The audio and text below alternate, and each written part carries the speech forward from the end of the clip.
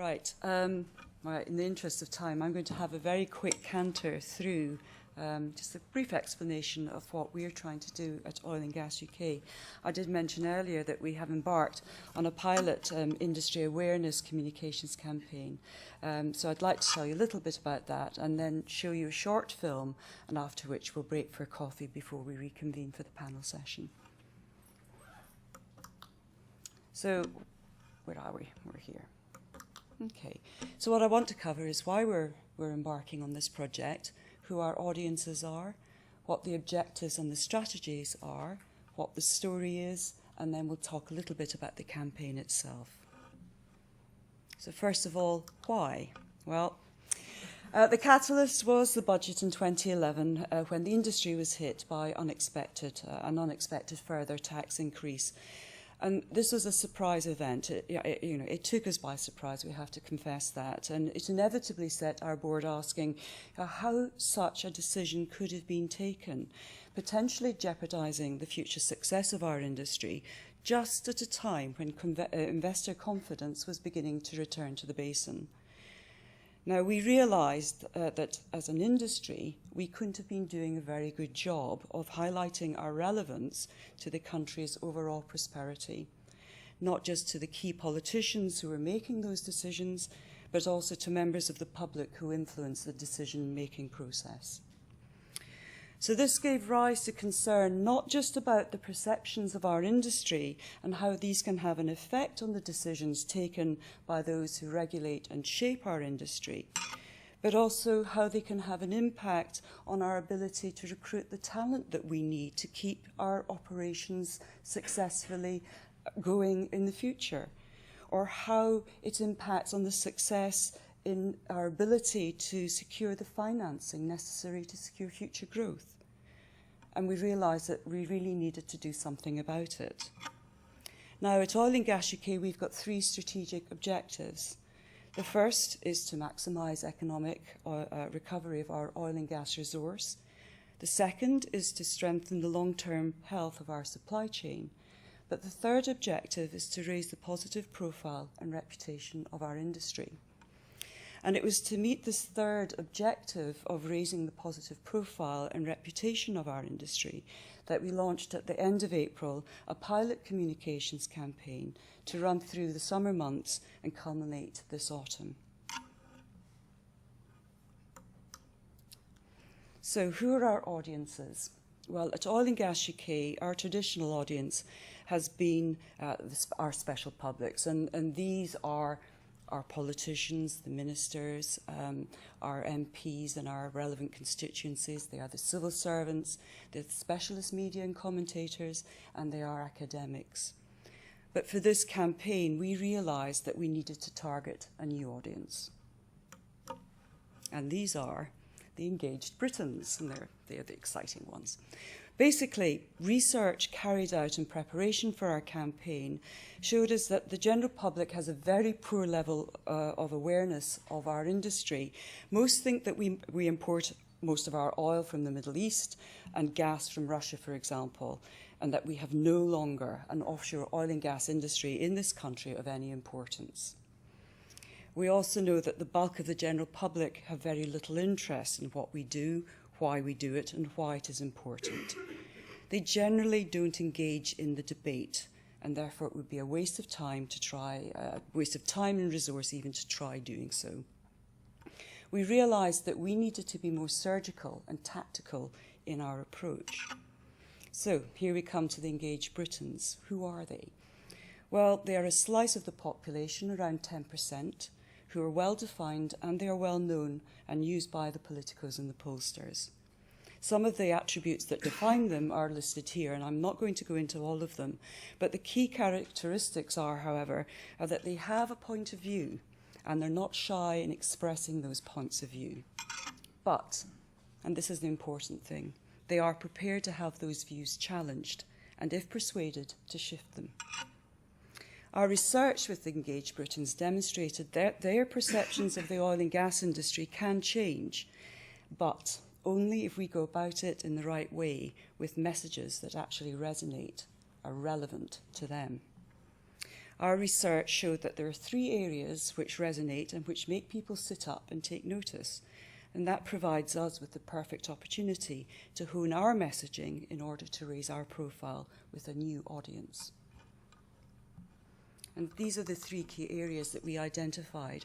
First of all, is the economic contribution that our industry makes to the country, its contribution to its general wealth and prosperity. Secondly, it's about the hundreds of thousands of highly paid, highly skilled jobs that we provide across the whole breadth of the UK. We have jobs in virtually every single constituency in the UK. It's not just in Aberdeen or even in Scotland. 55% of jobs are actually south of the border. Not a lot of people know that. And thirdly, it's the industry's contribution to innovation, technology and engineering excellence. This is an industry that does the impossible, the seemingly impossible. It comes up with solutions to solve the impossible. And it's these stories that actually make people think, oh, I didn't know that. Wow, that's interesting. And it engenders interest and pride in what we do. So our pilot's objectives are simply these: to challenge and redress misconceptions about our industry, to improve understanding and recognition of the industry, but also to underline our vital contribution to the UK. And I have to say that it comes at an opportune time. You will have heard, or you will have seen recently, that the UK government launched an oil and gas industrial strategy, which actually articulates concerns about the impact of perceptions of our industry on our future success. Now, the good news is that the government recognises that it itself needs to be more visible and confident in championing the industry's achievements. But it also points to our responsibility to enable them to do that. And it specifically refers to the Oil and Gas UK campaign. So our strategy, basically we want to encourage a renewed commitment to an industry-wide external communication campaign. We want to encourage the industry to get behind us to tell our story of economic contribution, innovation and skilled job creation. And we want to be able to do this systematically. We want to be able to tell our story systematically to this new audience for the first time. Now, the campaign is not designed to replace the industry's existing communications programme. It's designed to complement it. We want to encourage companies to think about their own stories within the context of those 3 key areas of economic contribution, of job creation, and contribution to engineering excellence, technology and innovation, and to use those in their own communication programmes. So how are we doing this? Well, first of all, we have a website, www.energisingnationsfuture.co.uk. And through the website, we want to encourage companies to participate. We want to capture the enthusiasm shown by companies and employees for this industry right across the country. We want to harness the pride that you have in working in our industry. So if we want individuals to register their support, we want them to send us your stories so that we can capture this information that we need to run an effective external campaign. And there's some great stories out there, and these stories need to be told. Our engaged Britons want to hear those stories, and our politicians need to hear them too. So to help make this happen, there are some useful tools and materials that you can download from the website. So part 1 of the campaign is to harness the industry's support behind this, to rally the industry behind it. The second part is to take the industry stories externally, and we're encouraging companies, as I said, to send us those stories of relevance to the person in the street, about their job creation, about economic contribution, about innovation and technology. We're posting them as blogs on our website. We're tweeting about them. We've almost 10,000 followers now. We're placing stories in publications and encouraging companies to do the same, using our key themes.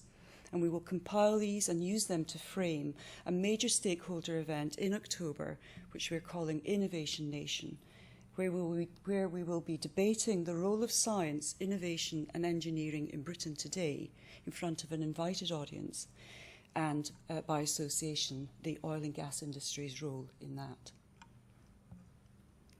So, in summary, I would just like you to think about how you can help, how you can participate. Please register. Go onto our website, register your support. What we want to do is to be able to locate every single person that registers their support where they work. It's anonymous. We won't name you, but we will record where you work because we want to demonstrate that these jobs are right across the country. Think about how you can integrate the campaign messages into your own communication. And I'm not talking about corporate communications. It might be in your own conversations with your neighbours, with your local MP, with anybody that you come into contact that you can talk about your industry with pride. Run your own promotional campaign, perhaps, using the campaign materials. Act as a champion and advocate for the industry. And please do send your individual stories about what makes you get up and go to work in the morning and send them to proud@oilandgasuk.co.uk. That was a very quick canter. I'm going to crave just a few more minutes of your time to invite you to watch a short film, which some of you may have seen, but this basically encapsulates what we're trying to achieve with our campaign, Energising the Nation's Future.